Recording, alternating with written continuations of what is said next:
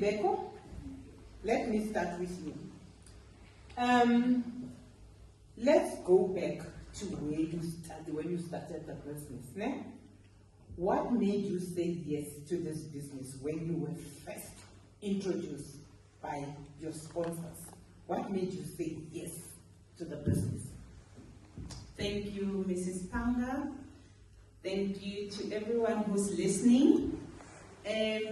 What took me from the first presentation was the success of the mentors who were sharing their opportunity with me.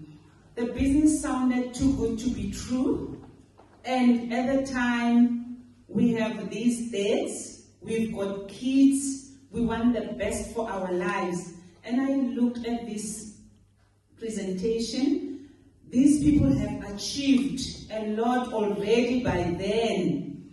And I was like, we also want this. But we just wrote down 2 goals: to pay off our bond, to also give our kids quality education. That is what we picked from the first presentation, and today we have done that through the business. Oh wow, that's awesome. If we give here a round of applause. Mrs. Sibeko, here you are today. You have developed your mentee being Mrs. Married. How do you feel about that? That's such an emotional question, but it has to be, because we preach transforming families. You know, one day we were supporting Mrs. Marie there with her team. We were traveling to Lesotho. We had to pick her up from a house in Togoza, Palm Ridge. We picked her up from a big house, face brick, and you know, to show that our interests were in developing her in this business. We didn't know that that was not her house. She's living in the back room there. Until this business enabled her to share her story, that's when we realized, no, this person didn't have this house. It was a back room. We just had to pick her up there. And looking at that, looking at those times, to seeing what she's achieved today, we really thank God for using us through this business, because I guess we won't be wrong to say, to some people this is a calling. Spiritual gifts, they come in different ways.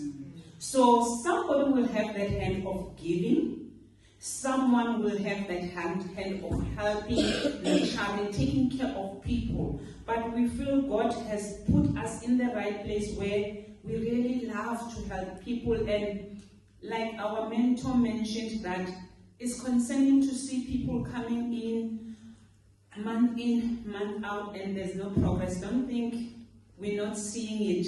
We want everyone to be successful. Hence, we are grateful to see this family from when the second child was born. These are our kids. They grow in here, in front of us, but they are growing in a home this time, which is what we wanted for them. Wow. To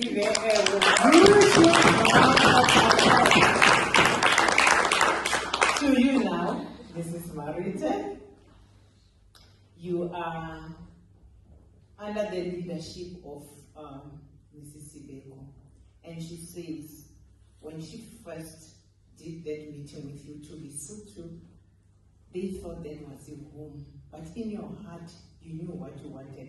So I want to know, even our audience here, they want to know what mindset shift helped you move from a maybe I'll try to a watch me win, because you are winning. Something that brought transformation to you, growth and internal power. What mindset, what happened to you to say, I'll not try, but I'll win? Thank you, Mrs. Panga, and the audience in the room. Let me first tell everyone that I never loved forever, but God chose me for forever. I didn't like seeing that yellow scoop even on social media, but I was invited to the presentation. You might be seated there, you might be watching this, you are saying you want to join forever, but you don't know who's going to join, who's going to sell the product. You're not even sure if the mentor will support you. But I want to say to you, the moment you take the first step, God will lead you to the right people. When I attended the presentation,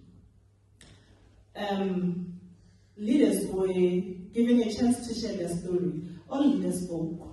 But there was this young lady who said, through forever I managed to pay school fees for my kids in a private institution. I paid in November 2016 for 2017. And I was seated there, doubting forever, saying this thing doesn't work, whereas I was stressed, got 2,100 for my son's school fees. And that lady happened to be Mrs. Sibeko. Now she is holding my hand. I didn't know who she was, but her story captured my ears and said, for this reason, I will join forever. So what made me change my mindset, it was having a clear goal. I identified my pain point, which was my son's school fees. It was either I do forever or I downgrade my son's education. And I knew the moment that I admit on downgrading, the rest is history. There won't be comeback. So the mind shift started with identifying my pain point.